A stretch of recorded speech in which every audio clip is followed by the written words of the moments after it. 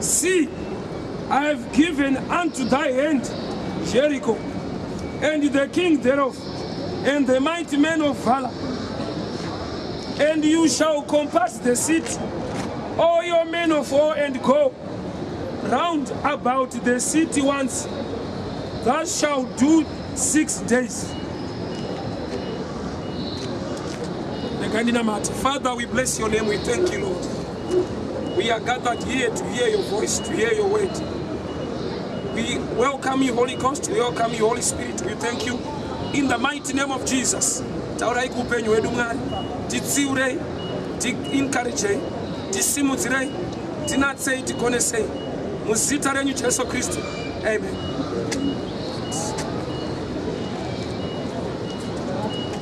Nyanda verenga. Vanhu vakupinda mupromised land. Vanosvika pakakiwa paJericho. Yet Mwari vatoti ndakupai. But vanokiya varegere kukiya. Imi mapiwa naMwari. Pane munhu wada kushumira kulife yake muzore nhasi. Nyangwe chinhu chikanzi ndechako. Une zvaunofanirwa kuziva. Jesu ndiye akatumwa naBaba kuti auye panyika afire vanhu. But yakasvika nguva yekuti pakanzi pakati pake naBharabhasi vanhu munodani uye ndiani angaende pamuchinjikwa. There was no need yekuti vanhu vaselected munhu anoenda pacross.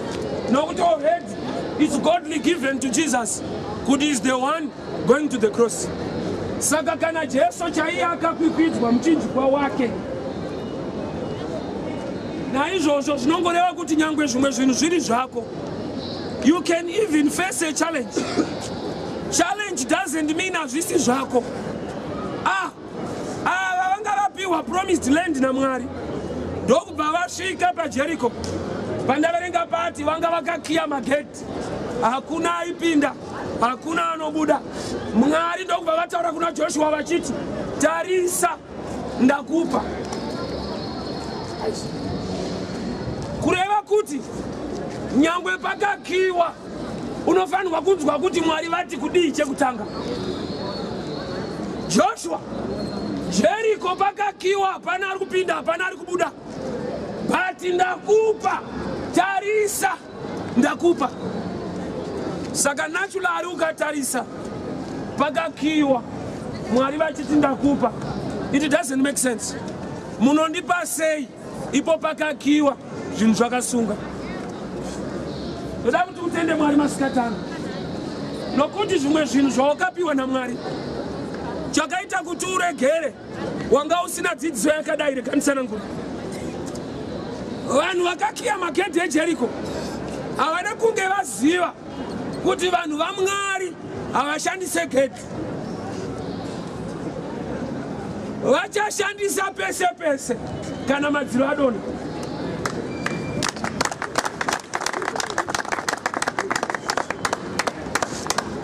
Rega vanokiya Jericho vakiye. Vanofungidzira kuti moda kutopinda une pagedhi. Gamba type yauya naMwari haipinde nepagedhi revanhu. Vari kuda kutopinda nepese pese kana masvingo eJericho adona. Rega ndiprofite mulife yako.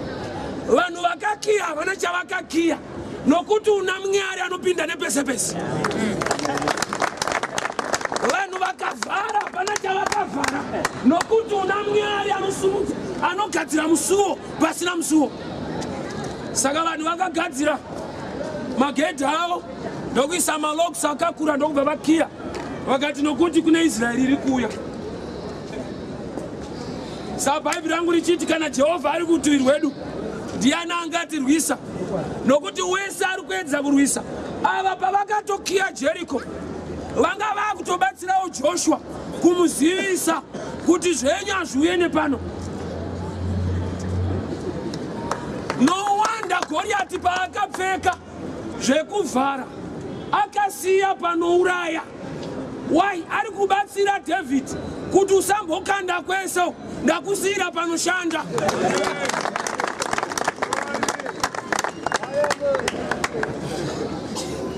Kana kana Jehovha ari kurutivi rwedu ndiani ungatirwisa? Saka vanhu muJeriko ndokubva vakiya mageti. Mambo ndokubva audza vanhu kuti hapana anopinda, hapana anobuda. Ati kupera kwenyaya kune vakapinda. Takiya mageti kuti hapana achapinda. Ko ndozvazvakaita here? Aiwa, kwakazopinda vana veIsraeri kwete nepageti. Every area yanga yageti. Pavakatenderera masvingo eJeriko akaondomoka. Pese pese panga pane geti. Kureva kuti ukatanga kufamba mushoko raMwari unenge uchivhura magedhi akawanda. Pavaifamba vachitenderera Jericho havasi kufamba pagedhi, vari kutenderera masvingo eJeriko ese. But pfungwa yevanhu ndeyekuti tinofanirwa kupinda nepagedhi. But Mwari paatitendererai ataiwa wedzerai gate, wedzerai gate, wedzerai gate, wedzerai gate, wedzerai kupinda napo, wedzerai mageti gapu, gate gari. The more you start to walk according to the ways of the Lord, you are opening many doors for your life. Paunotanga kufamba mushoko rake, uri kuzarura masuwa akawanda. Sabakataurwa kunzi tendererai for 7 days. Kurauti pa 5 days masvingo anakudona. Pa 4 days masvingo anakudona. Pa 6 days masvingo anakudona. Vanhu vachitenderera. Naturally panyika chiremba anogona kukuti mapiritsa ndiwo anopedza chirwere chauinacho. Please, ukaona sekunge wapora, usaregere kupedza kosi. Makambozvinzwa? Iwe watopora, womanikidzwa kupedza kosi yemapiritsa. Vane zvavanoziva kuti kupora kwawaita kumaonero ako sati zvaita. Pedza kosi. Kureva kuti dozi yawapiwa inoenderana nechirwere chichiri mauri. Saka ukasiya halfway, zveshuwa unoona sekunge wapora. Sei uchiona sekunge wapora? Nokuti uri kuda kupora. Unotanga kuona sezvauri kuda. Andodhenja ine Bhaibheri ka. Bhaibheri ukariverenga une nyaya dzauri kuda, unodzinzwa. Kana uchida vakadzi unongoona panoitisa vakadzi, paunowanisa vakadzi. Unotopa kana uri wedoro unoona mavhesi acho anonwisa. Zvaunoda rinongokupawo. Saka kana wakuriverenga, make sure wabvisa zvaunoda, uri kutsvaga zvaanoda. Nokuti ukariverenga une zvauri kuda unozviwana. Vanhu vaita vakadzi vakawanda neBhaibheri vakapawana. Mumwe ari kutonwa akapawana. Kovanopawana sei vamwe tichipashaya? Akaverenga achida kutsigira zviri kuitika. Usati waona munhu kana achikupa mubvunzo. Pane munhu anokupa mubvunzo weBhaibheri ka, iye aine mhinduro achida kuti zvitsigire zvaari kuita. Saka ufanira kutsvaka mweya wokunzvera. Right. Saka vanhu vakanzi naMwari, tendererai masvingo eJeriko 7 times. Ko sei masvingo asingadone 5 times kana 6 times? Secret iri apa iRevelation in New Testament. Ukatarisa ku New Testament, machechi ariko muna Revelation 7 churches. Saka Jesu achadzoka after those 7 churches kuti vanhu vachipinda mu real promised land inonzi heaven. Saka ava vai practice the promise in New Testament. Saka havana kuzviziva kuti yatiri kuita ishadow yezvichaitika. Nokuti ndi Mwari wamasimba ose vaigona kutenderera kawana akatodona kawana. Why 7 times? Zvauri kuda zvinogona kuitika nhasi, but sei Mwari vachitange vari kunonoka. Ipapo ndopa unofanira kutsvaka Revelation. Unofunga kuti Mwari uyu angatadze kuchinja upenyu hwako nhasi 5 isati yachaya. Ivo vakatora 6 days kusika nyika kuzoti kudhila newewe masekenzi mangani. But sei vaitange vari kuzhuwa nguva.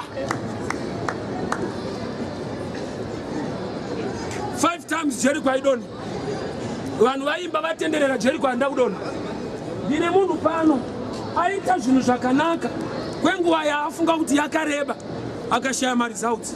Inzwa, inguva yawafunga iwewe kuti yareba. Handizivi kuti wakabvunza Mwari here kuti zvanyanya kana kuti zvanonoka kana kuti ndiwe wakaona sekudaro. Nokuti chandoziva inini Mwari haanonoke. Mwari haanonoke. Nokuti munguva yese arimo, zura ariko, nhasi aripo, mangwana ariko. Saka yauri kuda yemangwana, mangwana achatoriko iyeko. Yauri kuda nhasi arimo. Saka ansa yake hainonoke. But vanhu vanononokerwa. Kwete kuti Mwari anononoka. Vanhu ndo vanoona vachinonokerwa. Iye haanonoke. Nokuti anozviita nepurpose. Ane zvikonzero zvaanoitira kuti tenderera 7 times. Iye ari Mwari anoshamisa wekuti kutenderera ka1 panofanira kudonha. Kureva kuti ka6 haasati aMwari. Aiwa ndiye. But haasi kudonha. Don't lose that. Waunotonamata ndiye Mwari wacho. Nyangwe Jericho risati radonha. But continue to follow the ways of the Lord. One day you see your results coming. Unokuti pavaitenderera zvazvirize Jericho rarakakura. Vamwe vaigona kuudza Joshua kuti dzinenge hazvishande tama 5 months. Hey, osa mweya wekutsungirira kumutendi wanhasi hakuna. Vanhu vane pressure nokuti zvevamwe wavo zvaita. Saka manamatiro ake ndekutoti Mwari zviratidzei nokuti yari kuratidzwawo nevamwe zvaitika.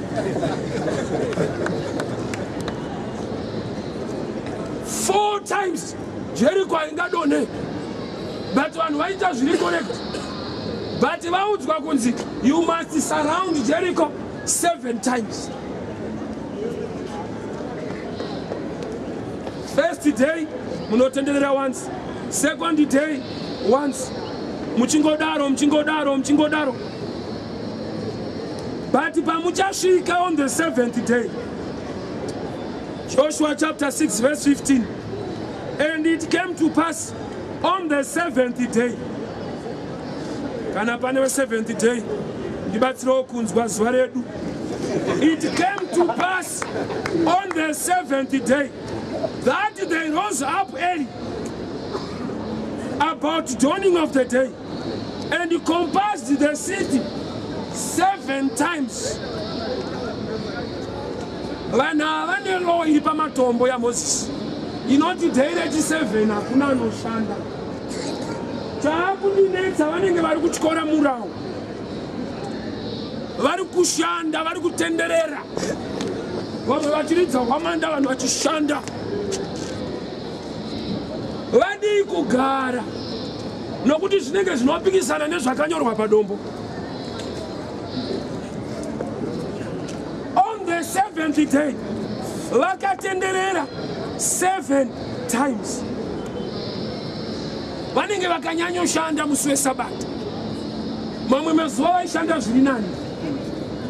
First day vaitendera ka1, second day ka1. But the 7th day, 7 times. Kuratidza unhubu hwakakwana. Kuti nhasi panosenza munhu pano. 7 times. Saka toti Joshua ari kurasika here pamirawu iripo pamatombo. Kana iye achigona kuti mirawu iripo but anoramba achitenderera.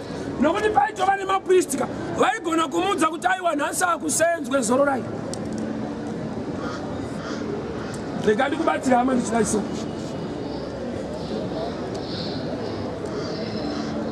Instruction ya Jehovah becomes your law no matter the day. Warira kuterera mirairo singaterera anoraira.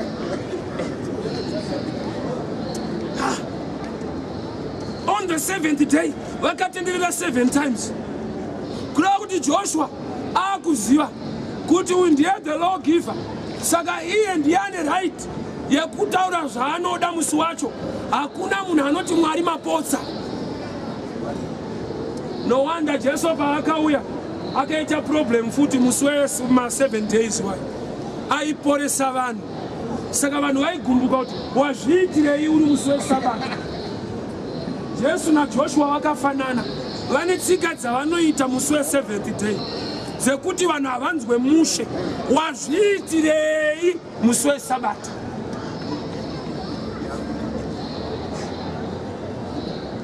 Jesu ndokubva abvunza kuti ko kana mombe yako yawira mumvura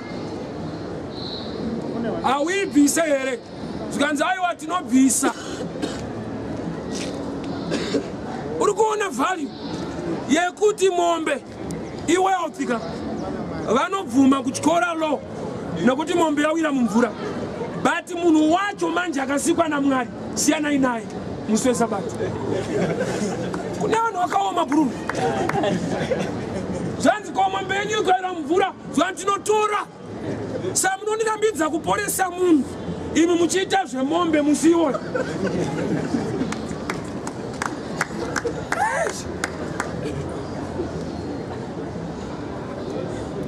So Joshua nokuti vasvika muKenani,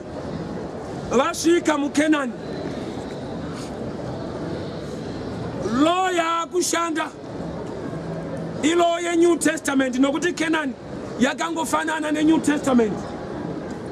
Kenani yakafanana neNew Testament. Kenani yakafanana nesu nhasi takapinda muna Jesu. He becomes our law. Zvinoda Jesu ndo zvatinoita. Saka uchiona andigone kukupa mirau, ndinotofanirwa kukupa Jesu. Jesu wacho iye ndiye achakurambidza kuba. Ini chinoita kuti ndisaba hakusi kutya kuba, kutya Mwari.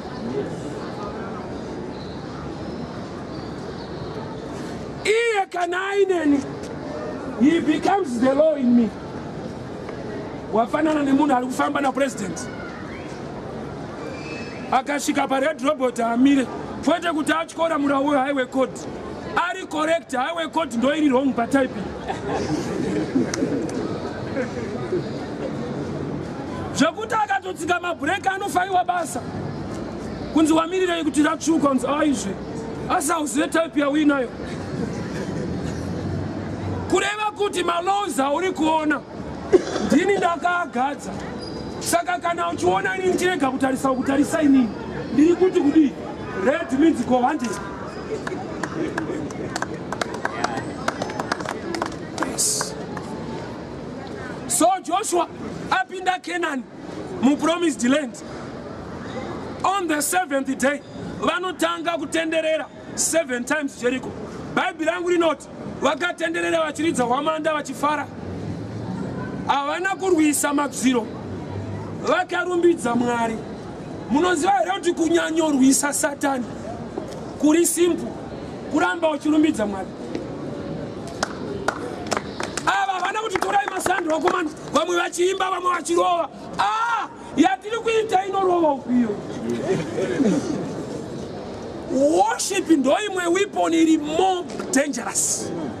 When you continue to worship the Lord, izvozvo zviri enough kuti Jericho ridone musina kubata madziro. Kana madziro ainzi mathick walls akadonha nevanhu vairumbidza Mwari, ya revelation iri pachena kuti worship can bring down thick walls. Usadhile nemadziro, dhila naMwari. Madziro achaona zvokuita. Saka komana vakasiyana nemadziro zvokuti vanhu vaiva muJeriko vaidongorera vachiona vanhu vachiimba vaifane kuseka. Vari kungoimba hasi kupinda, takiya havapinde. Vari kungoimba vari kuita seka hasi vaimba futi. Mangwana vaimba futi, havapinde, takatokiya, vanofane kuimba. Satani ndo zvaari kufunga kuti uchangofa uchirumbidza Mwari. Haziva kuti Mwari akarumbidzwa anosimuka. Mwari akarumbidzwa anosimuka. Worship inomuvha Mwari. Worship inoita kuti mhandu dzako dziparare kana Jehovha wasimuka. Amen. Saka vaingoramba vachirumbidza vachiimba. Makatendeka, makatendeka. Pakakiwa ka. But hanzi vairumbidza Mwari pakakiwa. Wesa nezvakakiya siyana nezvakakiya. taura nechinokinura. Makatendeka, makatendeka. Makatendeka, makarurama. Makatendeka, makarurama. Vakatozoshamisika kuti takia area isiriyo. Type yacho inopinda nepese pese.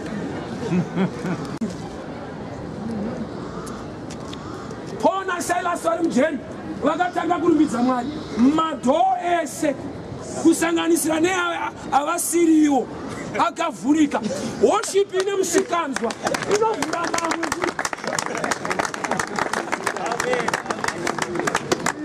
Hallelujah.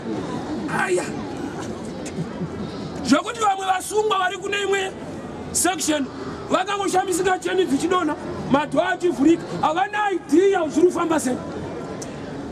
Bhururu wako achangoona zvake zvaakuitawo nekuti uri kurumbidza Mwari.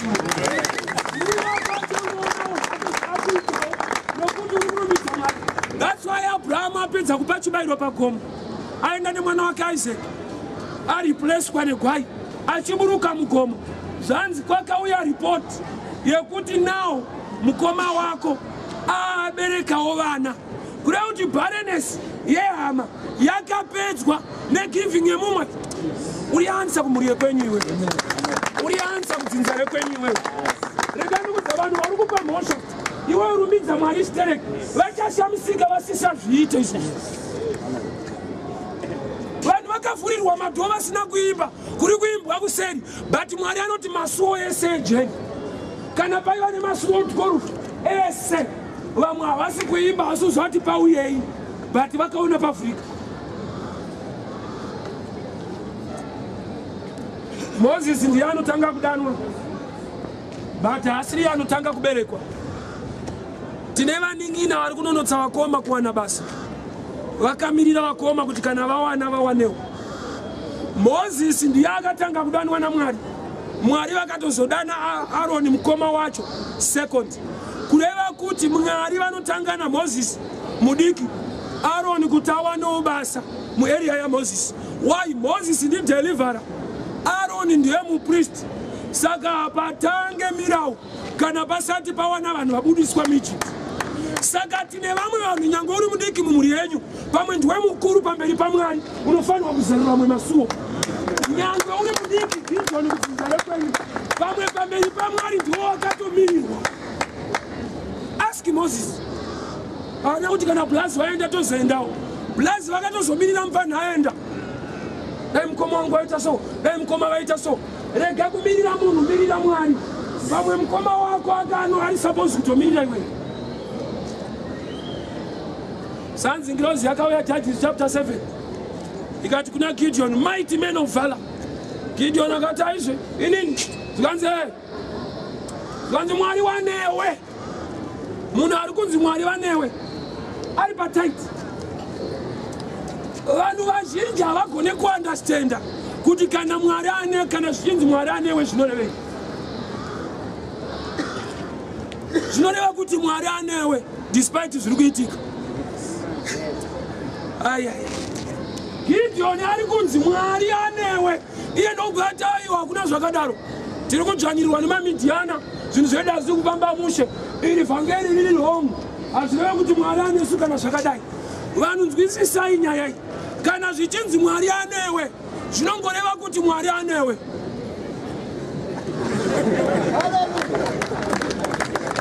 Zvisinei nekuti uri rovha here, basa risati rawanika, uri kurwara here, kana Mwari anewe, Mwari anewe. Haachadwe nemamiriro ezvinhu kuti aripo here apuruve. No, anewe. So Gideon ndobva ati aiwa kana aneni iye haifanirwa kutambika. Zvikanzi aiwa ka iwewe Mwari anewe nokuti uri ansa kudzinza rekwenyu. Iri kutambika iwewe ndiwo uchaipedza. Saka zvanzi Mwari anewe nyangwe uri patight. Nokuti mutight imomo iwewe ndiwe ansa. Ndiwo pakatotarisa ziso raMwari kuti dzinza rako riite mushe. Gideon ndobva azviramba kuti azviite. Rudzi rwekwedu rwaManase ndo rudzi rudiki-diki. Kumhuri yekweduwo futi ndiniwo the least wokupedzisira. order iri natural, haisiri order iri spiritual. Ziva izvozvo mulife. Mamiriro awakaita munatural, haasi mamiriro awakaita muspiritual. That's why Goliath paiti sarudzai murume arwe neni. Mwari vakatumira mukomana. Kuna Mwari varume vacho vakomana. Kuna Goliath varume. Zvokuti vainyanyonzwa Goliath ndovanga vakurambira murume paangauya vachimuti uri mukomana. Kune vainzwa Goliath. Goliath vati sarudzai murume. Sauro ndokubva azvinzwa paduwa murume. Mwari ndokubva atuma murume mukomana. Saka vanhu vanga vakurambira murume wa Mwari nokuti pamberi pawo mukomana. Kubva nhasi gara wakazviziva mamiriro awakaita munatural handiwo mamiriro awakaita muspirit.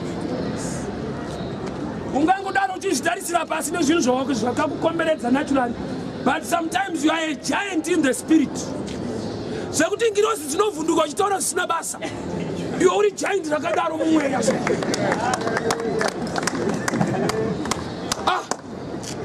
Saka tinzwa David achiti aiwa mambo ndipei mukana ndirove munhu, anga aziva status yake muspirit kuti aiwa murume akuroyewa tisu. Imi muri kufunga varume vendebvu apa pari kurewa varume vanozviziva mumweya. Iwo ndemweya.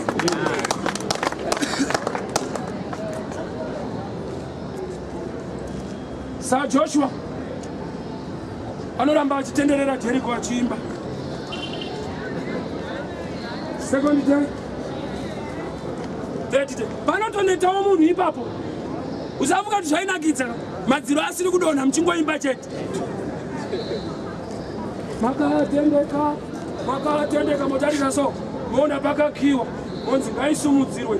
Makatendeka. Motarisa mona pakakiwa monzi. Vachiri vakatendeka navo. Unogona here kubuild a trust muna Mwari despite my results kuti anenge ari kunonoka.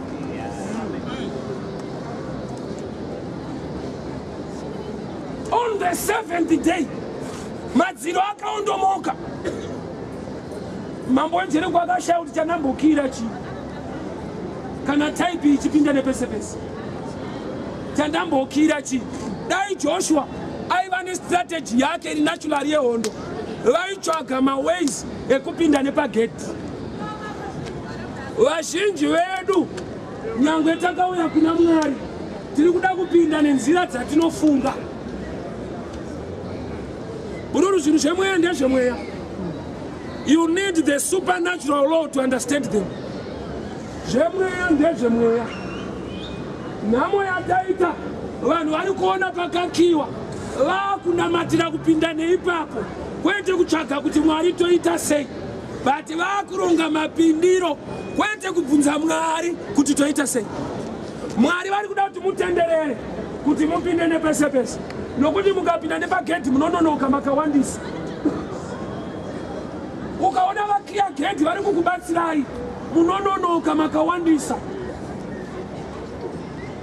Chese chinoitwa nemuvengi wako irevelation yefavor yako. Kungoti unongosingazivi wako. Goliath kupopota kwaari kungoita chete, haana waauraya. Mbiri yake ndeyekupopota chete. Vanhu chavari kutya mapopotero kwete maurayiro. Matukiro ari kuita vanhu vanopedzera vangoti pamwe anouraya. Unoziva here kuti ane sentence yezvinhu haasi Satani ndiwe. Satani anopa pressure kuti upe sentence. Aizve Satani anongokuti zvaomaka muchinamata haufa. Jehovha wapedzisa tabheta mbomira.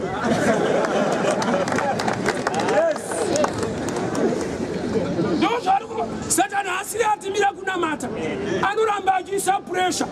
Munhu ndiani pawa kudarika Satani. Saka Mwari vachiti don't give the devil a chance. Kureva kuti chance iyi haana, anotongoisa pressure kuti aiwaniswe. Jacob akapiwa bhatire mwana wake Joseph. Ndanyikwa muropa rembudzi. Zvikanzi baba, ibhatire mwana wenyu kai. Zvikanzi hongu mwana wangu afa. Haana kunzi mwana wenyu afa. Zanzi ibhatire mwana wenyu here. Zvikanzi shuwa afa. Unopedzisa wega. Murume akachema mbudzi panzvimbo yemunhu. Tine vanhu vari kuchema nyaya isiriyo. Vakomana vakaedza kunyararidza baba. Baba havakanyarari. Ndakati no problem ina Jacob. Ukaona vakoma vake vachiti nyarara, vane zvavari kuziva vakomana. Ukaona ndichiti nyarara, ndine nyaya ndiri kuziva. Chakonzera mumwe kuchema, vamwe vasingacheme kuziva. Kwete rudo hakusi kuda munhu kusaziva. Unoti kuchema kwaJacob kuda Joseph. Aiwa kusaziva zvaitika. Pane mamwe paunochema chifukwa chiri kuda Mwari, uri wose uri kuziva zviri kuitika. Vakomana vako vakataiwa mundaranyarara. Ndaratakana kumbonyumwa kuti inda vamwe vake vasiri kuchemawo. Iwe sei usinganyumwe kuti nyika imwe chete, zvinhu zvakaoma zvakafanana, tinogara panyika yakafanana, sei vamwe vachifara unyumwe?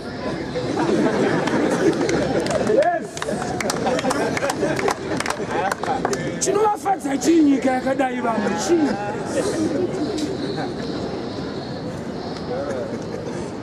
Vane zvavanoziva zvausiri kuziva.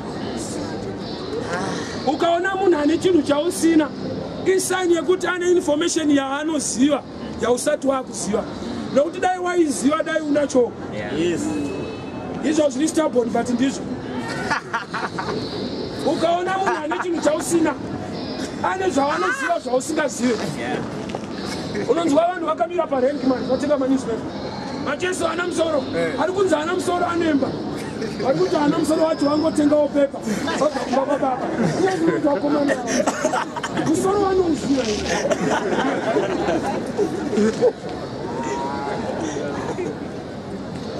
Kana uchiti hana musoro, nemba yaainayo, iwewe saka uri wesika, une musoro wobva washaya zvine munhu asina musoro.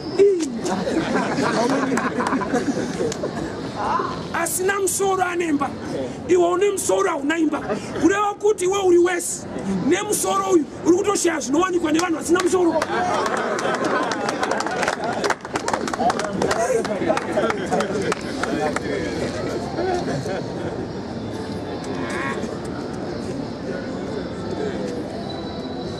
Joshua, tarisa, ndakupa. Mwari pavari kuti munhu tarisa pakakiwa. Kureva kuti matarisiro emweya asiri natural. Kureva kuti pamweya ukaona pakiwa pavhurwa. Nokuti nzwa zvinowanzokiwa zvine value. Zvinenge zvakavhurwa kana ukatora zvishandi. Varume vakarora munozvinzwisisa.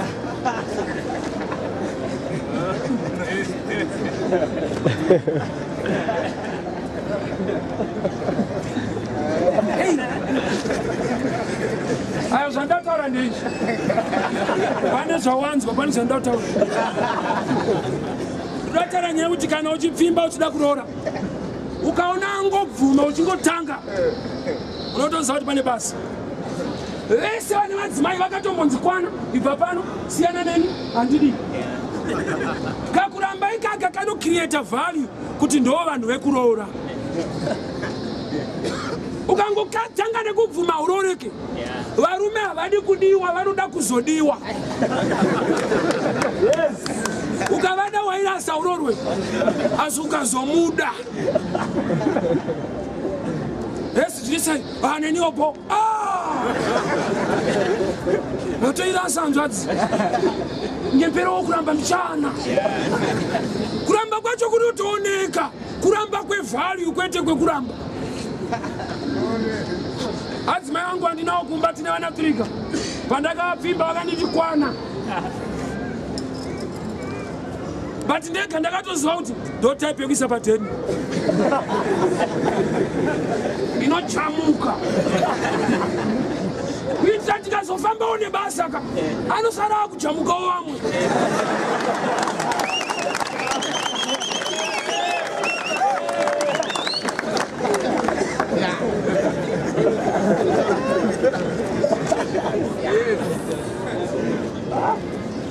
Ngangoisa mwe murume pressure kana akangodiwa kawani kwani pamwe ira akandiziva ngotaura zvinhu zviri mulife sana muramba kawangu kunzotora pastor saka suspect aiwa rudo kune vane rudo unituma kuramba kwacho kunonetsawo.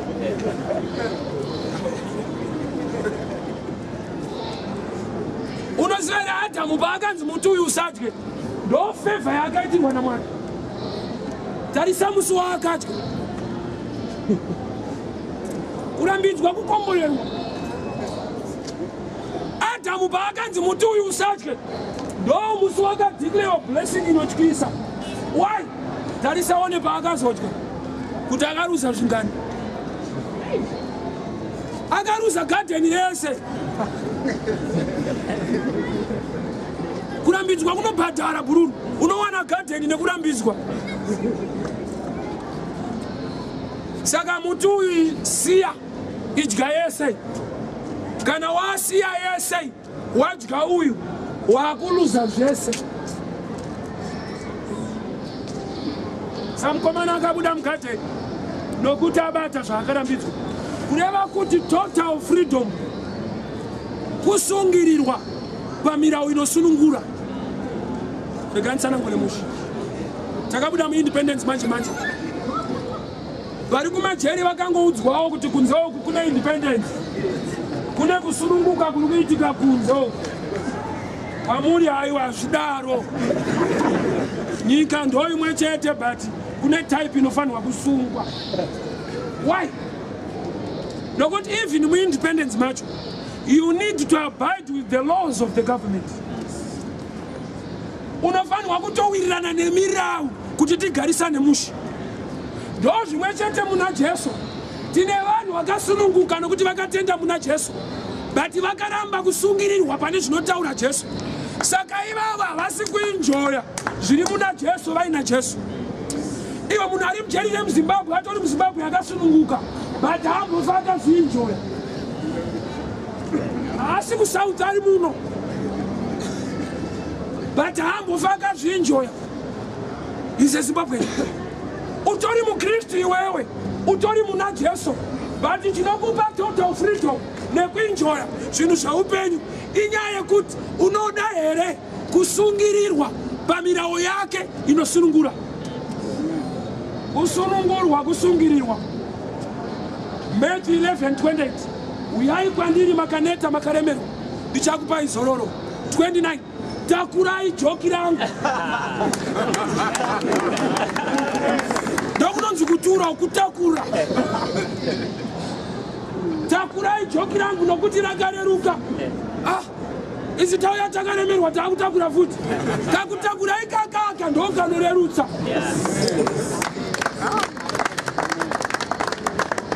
Sava zhinji vakatura mutoro ndokubva varega kutakura wakareruka wake. Kwakusangana futi naSatani. Zvanzi wakatura futi kensa yangu. Apa unacho munhu mumwe munhu uinacho futi. Rega tikupame. Kureva kuti ukatura zvako ukatakura zvake watakurira safety. Kuitira kuti uya aimba kutakudza zvake akakuona une zvemumwe anenge akutya zveumunhu watakura. Kana akatakura zvaJesu musatutsire, anojamuka. Nokuti nzwa zvava nemunhu anenge arova mukadzi wemunhu. Paanopedza kurova mukadzi wemunhu fight inenge isati yapera. Ndoba anyatsotanga zvinhu.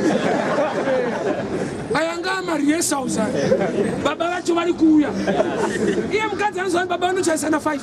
Pakati pesabva acheme. 4:45. Tanga achangorohwa. Unaona karauri ready kana wakaruwa mkazi wa Mungu. Karauri ready. Wakatanga fight, wewe tukapeza fight, wakatanga. Notofano famba uchicheuka. Unaona ngo kanziko. So kana uri muna Jesu, uri mu marriage na Kristo. Chese chada kuitwa ne wakaipa Pauli. Chinenge chisina kuperera Pauli. Roba chatangira chichanyatopera muroba na Jesu. Ngabora ndipa example yerambire kumusha. Bazano mtauni riri mu magetsi ari kwenda. Rinenge rine paraffin netambo. Tami amunolaita, amulaite paraffin. Munolaita tambo. But munotoziva kuti chinopera chi paraffin. But lighter riende kuchi paraffin. Rinoenda kutambo. Kura kuti pane ukama hwakanzwisiswa kuti kana tambo yakanyikwa muparaffin ukangoisa moto paraffin inopindira kuti tambo isapere. Bakangoita moto chete inowana ability yekudhonza kuti uyai kuno kune zviri kuitika kuno, uyai kuno kune zviri kuitika kuno. Saka munhu kana ari muna Jesu shuwa vanotuka iwewe but hausiriwo unopindura nyasha dziri mauri, favor yaMwari inorarama mauri.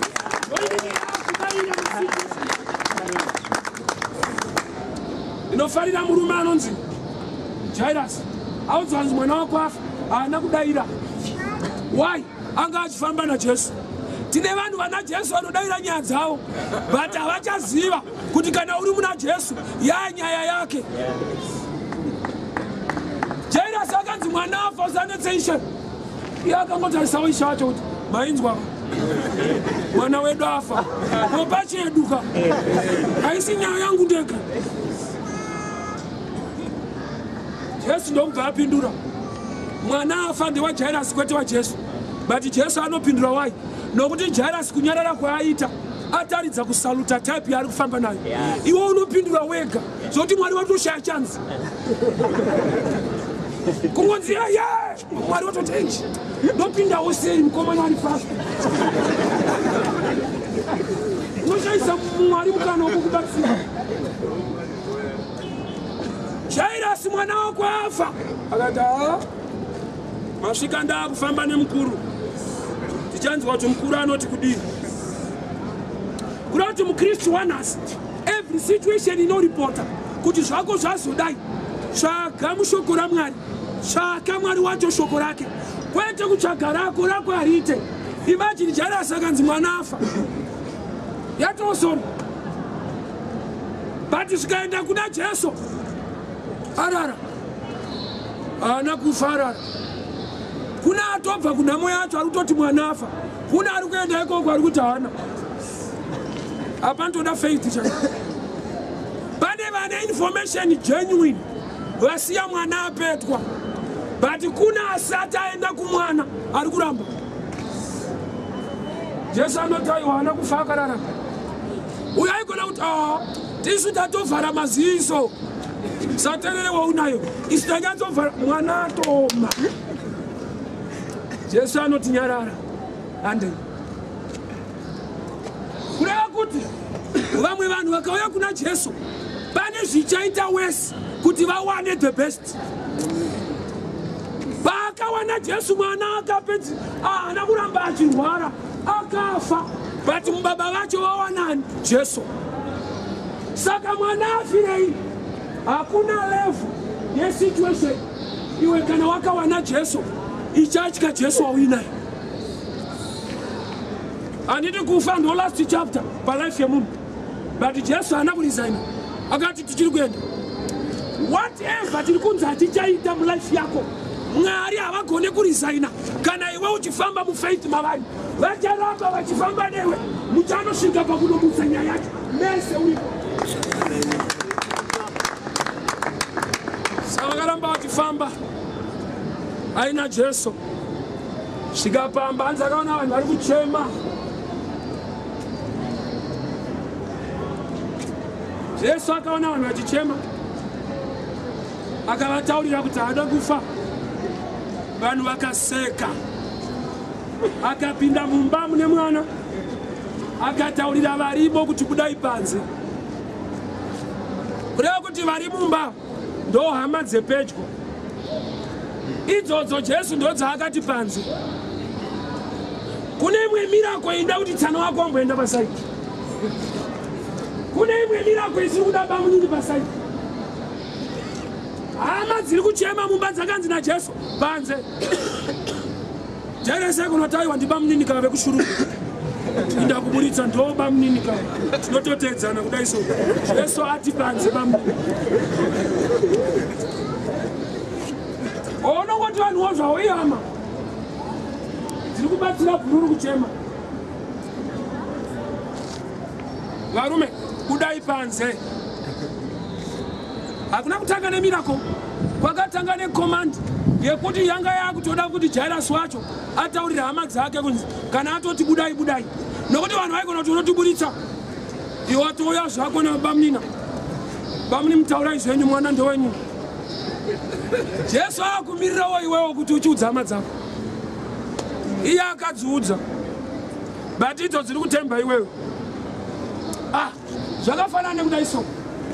Ikanamata palife yako kuti mweya wenhamo buda. Mweya unogona kunditi mufundisi yamataura shuwa ndogona kubuda tagara tinongodzingwa nemapasta. Izvi tazvijaira izvi. Usati mweya uri pauri hauna kutanga newe. Kune kwawakatodzingwawo. Mweya ndo magariro awo matransfer daily.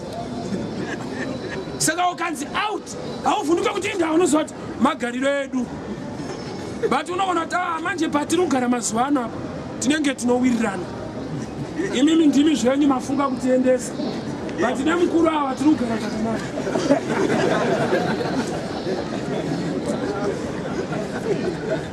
Kureva kuti uyo ari kudzinga nhamo mulife yako akutoda iwewe kuti utaurewo futi kuti hauchaida. Nokuti iyo inenge yakutemba iwewe kuti amurungoti dzinga but iyo haana kana problem nazvo.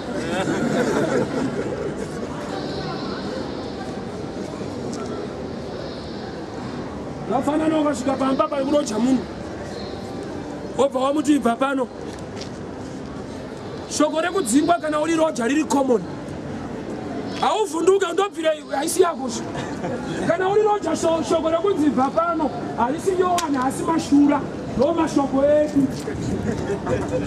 Ndashurwa ndanzi ndife ko hapasi penyu haasi mashura upenyu hwematransfer. Kungoti apa makasikirwa samaunonge mashura but hapana pamba pauchafira uchatobva chete.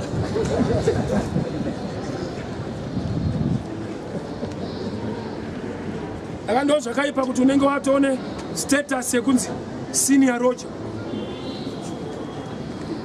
Pausenior ipapa apa hauna discount futi. Aiwa, ukune chimwe chiremerera chaunoda chisingashandi. Avangoti amwedzi unomusabhadhare muri senior. Neusenior ewo ngaiuye. Ndiite ordinary zvangu bo ndiri kufanana kanyaroti.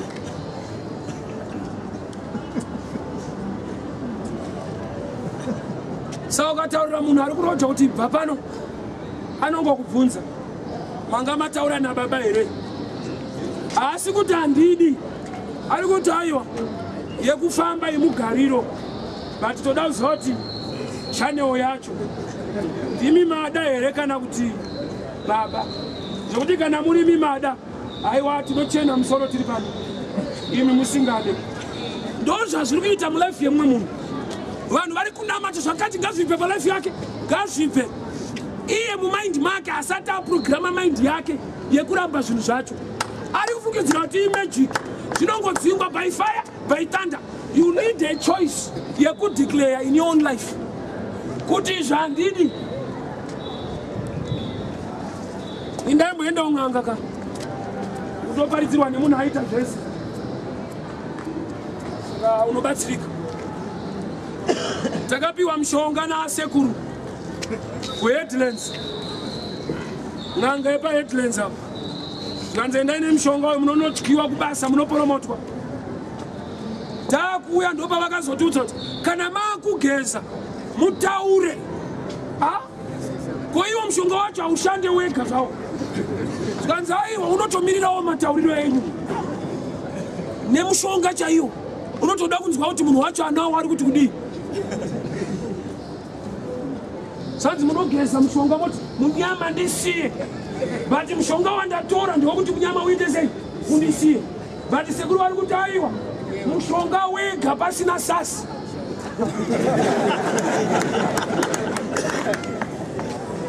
Reva kuti mushonga wacho unonzwa kuti dzataura manje.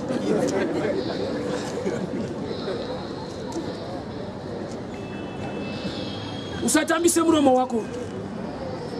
Gona kushandisa muromo.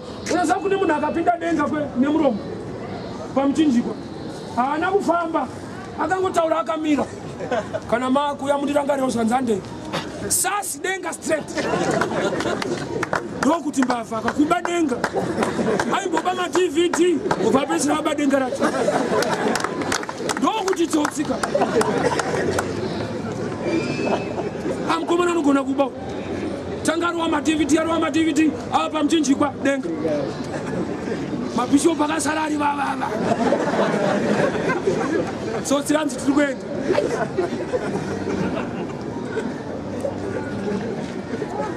Ropa ndinotya kuti dzimwe nguva type yauchaona kudenga ichakurwadza.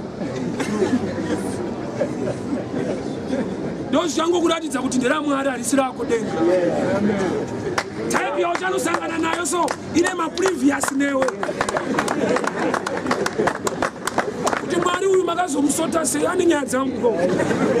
Taiwa denga nderangu, nyaya idzodzo ndodzenyu. Panoda kuti ubate chinhu. Jesu aifamba achitaura ndichadzoka sembavha, garai makarindira ndichadzoka sembavha. Ndobva azoparidza kuna John 10:10. Zvikanzi mbavha inouya kuzoita sei? Kuzoba, kuuraya nekuparadza. Mbavha yacho ndiani? Satani. Jesu obva ati ndichauya sembavha. Saka iye Jesu akasaenda kudenga nembavha, iye aiparidza kuti ndichadzoka sembavha, kureva kuti iye akuitawo mbavha, nokuti azviziva sei zvinoita mbavha iye asiri mbavha. Ndozvaakaitakurira kuti anoibvunza kuti maenda nguwai.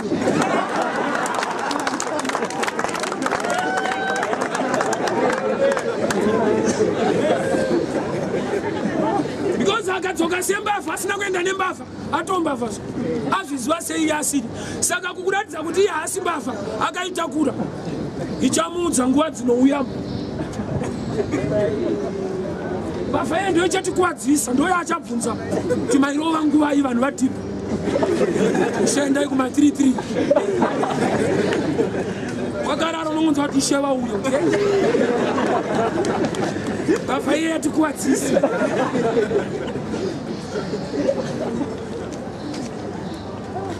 Munhu anoita business anotsvaga chinhu chinonzi sample. Kingdom ibusiness yaJehovha. Saka Jesu auya kuzofira vatadzi.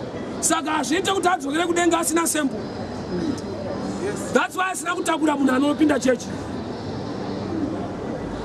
Akatakura mbavha zvekuti achibvunzwa kunzi kotsotsi nderei kuti isample kayetype yatiri kufira pasi.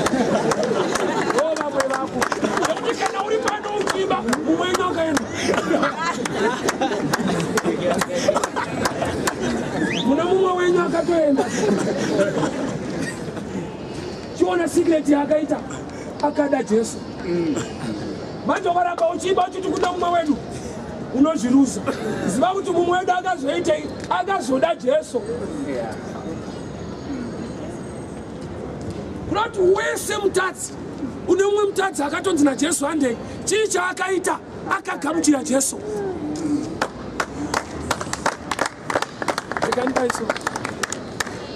Mwari vanoti Joshua tarisa ndakupa Jericho, but pandaverenga Joshua 6 zvanzi pava pakatokiwa hapana aipinda kana kubuda, but Mwari vaakuudza munhu kuti ndozvandakupa izvi.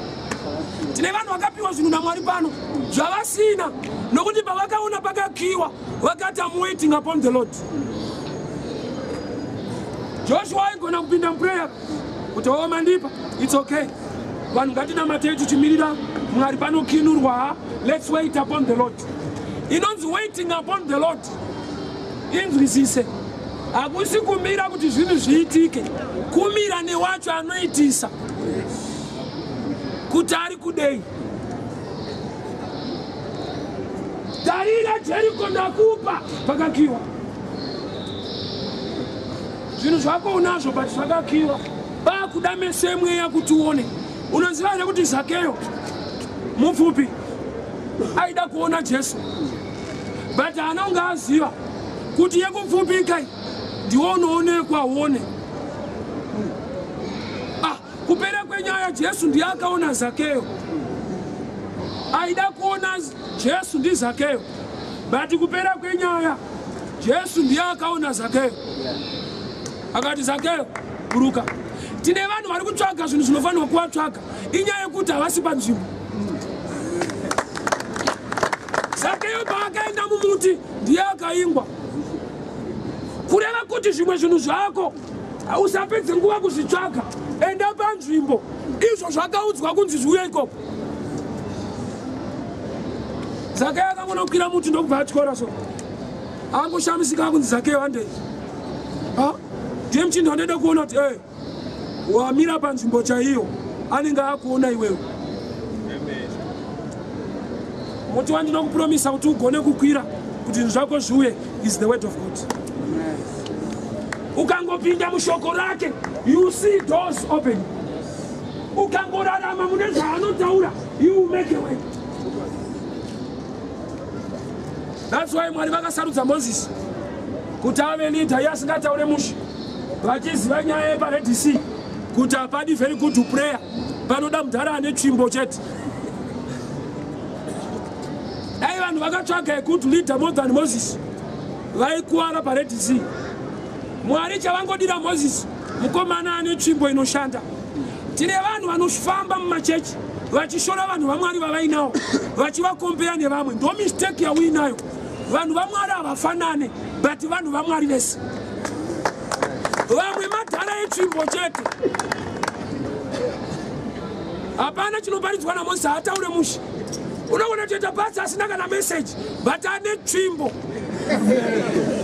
Ngoti basa ngariwanike utoona wakushanda pasina marevhi arowa. Mwari akasarudza Mozisi mukomana ane tsvimbo chete. No good grammar. Red Sea haidi good English. I command in that timber.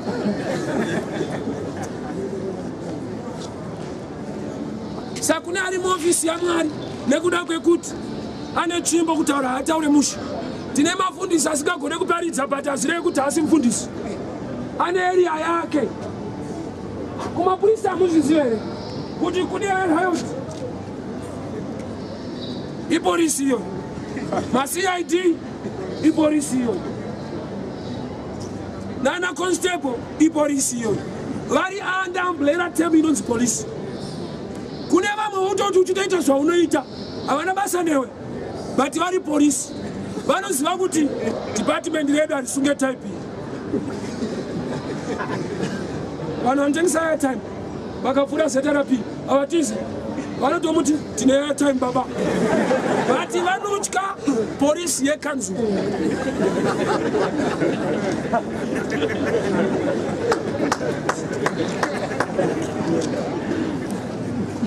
Unotengeserwa polisi zeta rapi. Kana wada kumbata unotoona achiseka. Handizve henyu izvi. Padiwa here pana.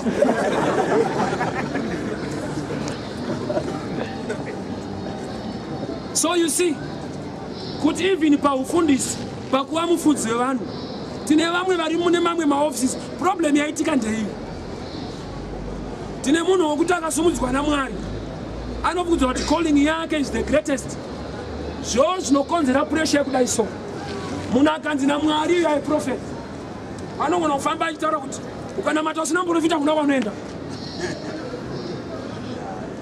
But it tells you we are not prophets. Some are evangelists, some are pastors, some are teachers. Saka ini ndikaticha revelation ndikapedzera ndakuti ukanamata church isina revelation usina anotsemura bhuku unofa kunyepa.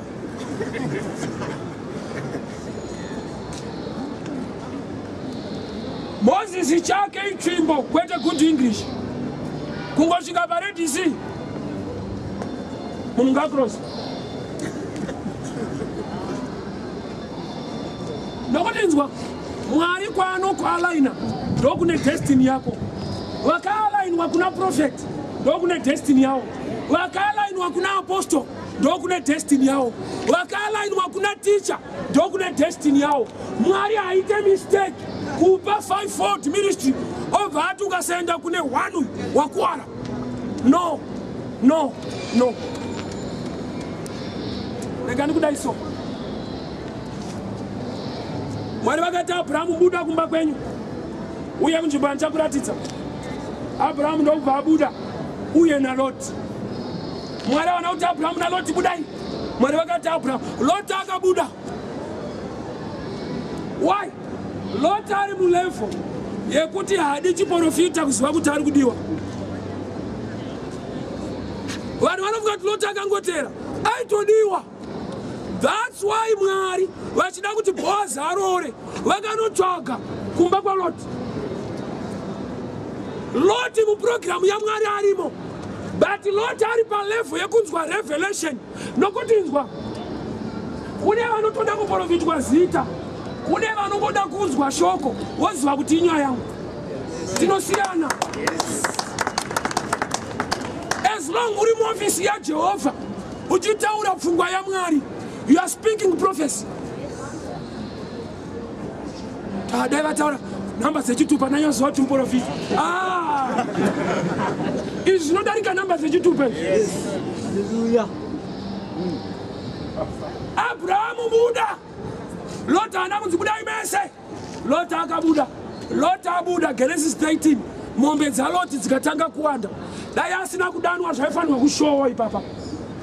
Kuti uri zvinowanda iwo wakauya sei wabaya wega. Mombe dzaAbrahamu nedzaLoti dzakawanda. But adanwa ndiani? Abrahamu. Koma wanzi dai dzaLoti. Munhu akura parevelation haadi kunzwa zita nokuti anoziva chinhu kuti zita rekuti Abrahamu rinoreva baba vemarudzi. Saka Mwari kana vachiona Abrahamu havasi kuona munhu, vari kuona vanhu. Saka tatoshedzwa apa pashedzwa tsada.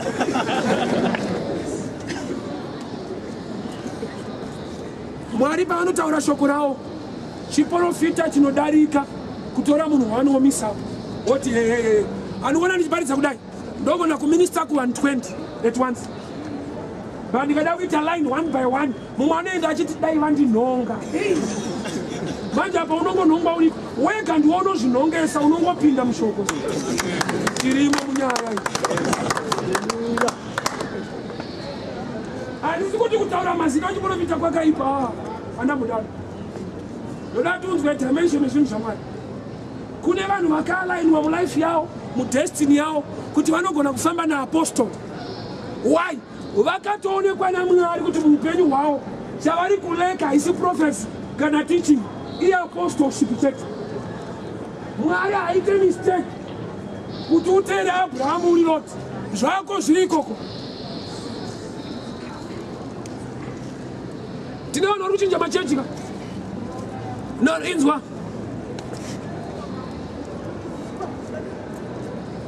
Ndikada kuvaka chechi kuti izare vanhu kazhinji, kana ndisiri munhu asida kunotora vanhu vacho kunze, ndinongobuilda zita rinobata mamwe machechi kuti vanhu vabude vega dzavo. Ngoti kana musingapinde kuna profeta ameno zvenyu unengotoisa vanhu pressure baba. Unotoona munhu uchiti hey yakomana kweda ava profita. Baba regai ndikunzei zvinoita Mwari. Zvipo hazvifanani, Mwari akatendeka. Haisi mistake kuti unopinda Methodist wewe.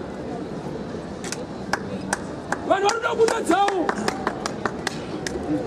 Vada unonzi chimira apa. Ndikuona zvako zvichidai. Richiparidzwa ndiwo uri kutaurwa. Uchicha uda assurance yezita. Nechitupa kuti ya. Mwari vataura inini.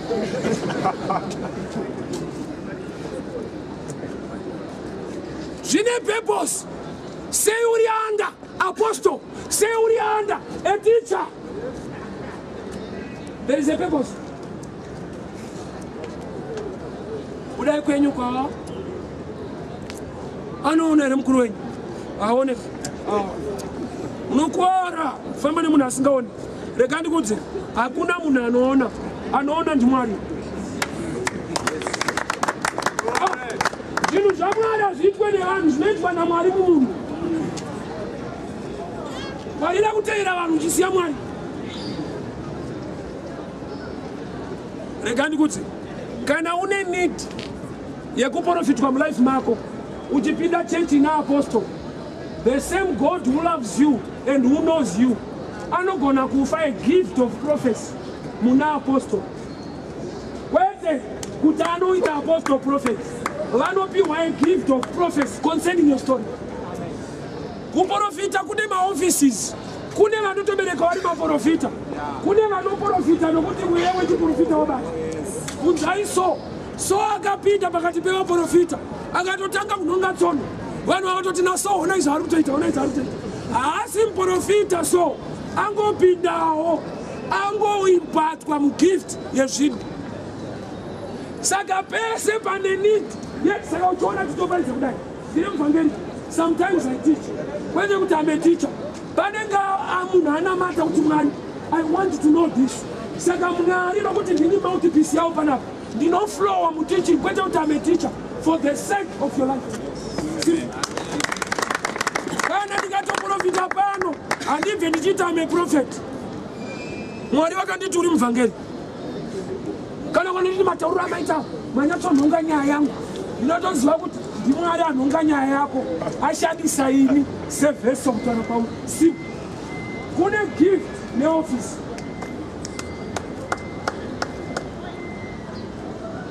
Unotogona kuflowa mugift yeprofesi usiri prophet. Kana pane need yechinhu chacho Mwari vanogadzirisa nyaya dzacho. Jesu tara nemukadzi weSamaria. Une murume here? Zvanzi handina, zvanzi chokwadi nokuti pane ari kumba huna. Uruona chiprofita sei amuzivisa kuti huna nokuti une ari kunaye ari kumba. Pane need yekuti audzwe izvozvo nokuti anozofunga kuti adzione. Dai Jesu akati Yeshua huna iti ya ngaite Mesaya kuona uone futi. Saka akaudzwa kuti Shua huna pana ari kumba. Kupiwa size yako kuti auye ndochita dzadzazofunga kuti handina. Ari kutoziva kuti unaye but hauchada. Kana pane need yacho the gift to flow. Kune magifts, kune office. Mwari uyo akatendeka akarurama. Azviite kuti tese titravele tiende kuNigeria. Miraone chinhu. I respect vanhu vaMwari vari kushandiswa naMwari zvikuru. Problem yaita vadiki vari kudawo mbiri vari kungoenda notora mvura chete. Kunotora mvura ikoko chete. Ivavo vari kuenda kunotora mvura kwavari havana kutora mvura, vakatora Mwari wacho. Impartation iri dangerous kumunhu asina growth muzvinhu zvaMwari. Unopedzera wakutsvaga mbiri nemari nokuti kana wanotora mvura wakukalkuleta mari yekutransport. Nokuti shuwa ndiwo wakabhadhara unotora mvura yacho.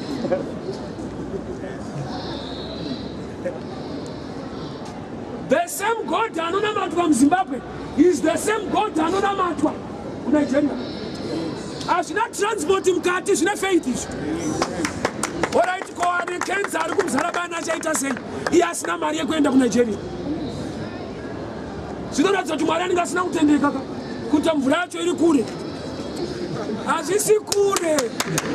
It's all by faith. Kana uchiona uri type inofarira mvura straight, unongochera yako oinamatira. Ndo zvayaita yawapiwa iye yakanamatirwa izinwa. Hakuna mvura inobva kudenga. Vanotonochera patepi vonamata. Isimba riri kuitwa transfer chete. Kana uri type inofarira mvura kuti zvako zvaita, unogona kutochera yako ukanamatawo. Wonwa.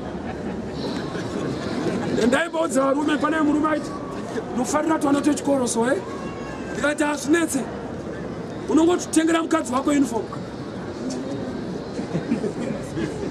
nemasocks nesechel oti adzimai pfekai berekai sechel otendererai to shungu dzinopera anonoda That's my uniform, wapetsa. Toshika kumba wabva kwa NBiso. That's my kuti kwenda kuti. Tine avana vechikoro stesa. Samai divine pfeka uniform. Ubereke secho. Kana zvichida nemabhuku otovaisira mubhegi. Tendererai muyati. Unyotonzwa kuti yes. Mwana wechikoro. Oh, no problem yako.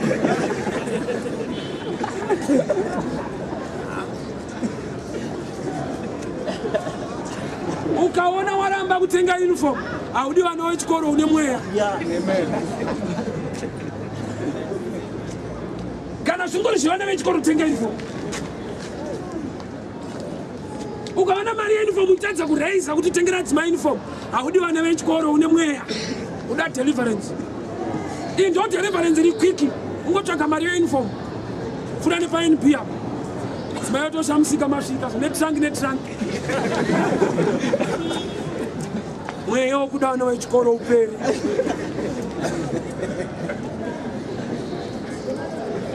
Joshua, tarisa Jericho yakakiwa. Ndakupa matarisiro ari kurehwa. Haasi natural eyes. Natural Jericho yakalopa. Ndichitotaura kudai zvaunoda iwewe zvakasunga. But ndauya kuzokudza kuti tarisa. Matarisiro andiri kutaura. See through the eyes of the Lord, not through your own eyes. Tarisa sematarisiro aMwari. That's why Mwari vakati let the birds fly. Kureva kuti ukadzwa chinhu chichinzi bird chine manhenga itori shiri. Sei Mwari vakuti let the birds fly. Kureva kuti chinhu chakatanga kupiwa deliverance chinhu chaiva nepotential kudhara. Mwari havana kupa shiri manhenga vakati bhururuka. Vanga vatopedza kuipa manhenga ndokuiona ichifamba pasi. Manza sanasa. All right. Mune ma resources amuda information. Let the birds fly. Nobatakatanga. Munhu abhururuke nokuti ane manhenga. Saka ukatoatsvaga hakuna kwaunoenda. Kubhururuka inyaya yelaw yaMwari. Kwete ma resources ari pashi. Yakatoonekwa isingashumuki manhenga aripo. Mwari vakatozotaura kuti shiri ngadzibhururuka. But kuna imwe isati yakubhuruka. Handizoti ichabhururuka rini, inonzi ostrich. Itori mugrupu reshiri. Manhenga atoripo. Pamwe inofunga kuti kurema, but dai yamboona kuti ndege inorema zvakadini. Yaiziva kuti iyo ndo yakadhipa. Ostrich nendege chichinorema. Saka Mwari pavakati let the birds fly. Ostrich wasarirei. Chinhu chidiki paostrich musoro. Ukaita kushoma. Wawanda kumwe kwese ukoshayo. Ostrich yakakura kwese ukamusoro kadiki. Saunga panogaya pacho padiki.